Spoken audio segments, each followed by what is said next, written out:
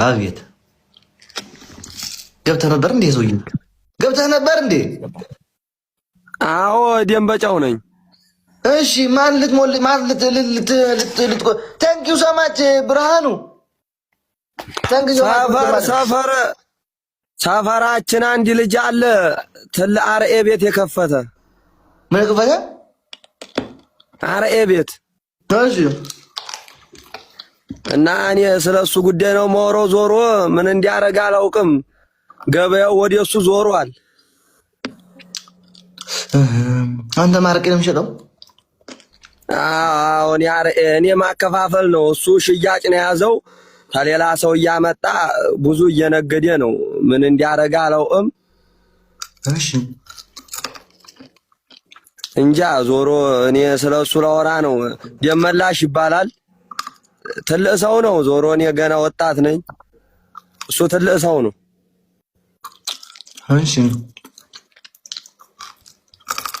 እና ምን ይሻላል ነው ሐሳብ ታላችሁ ስጡኝ። ገበያ ወደሱ ሄዶ አሸግሮህ ነው? አዎ ታላላ ወደሱ ነው። አሁን የሰፈርም ሰው በቃ የሱ ነው ይላሉ። እኔ የራሴ ነው። እሱ ተሰው ነው የሚያመጣው። እንደውም ምን ጉድ ነው በጋና። እሺ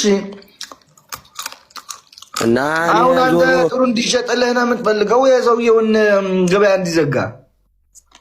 ኧረ እኔ ተተሸጠ እሱ እንደ ራሱ ጉዳይ። ቆይ አንዴ መጣ። ምን ጉድ ነው በጋና።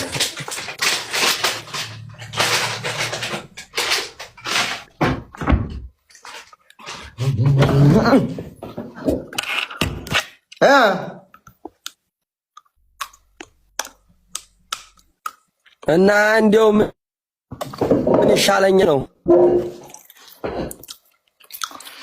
እኔ አልገባኝ ነገር አሁን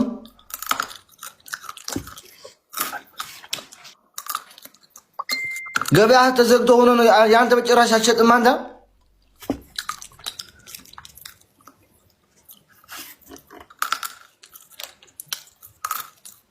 ወይ 3 ጠርሙስ ነው የኔ። እሱ ውስጥ 15ም ይሸጣል አሉ።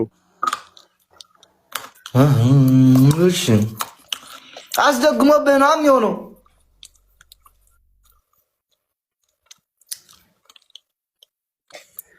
እኔም ጠርጥሬዋለሁ። ያው ዞሮ ሰው በዲግምት አይከሰስ።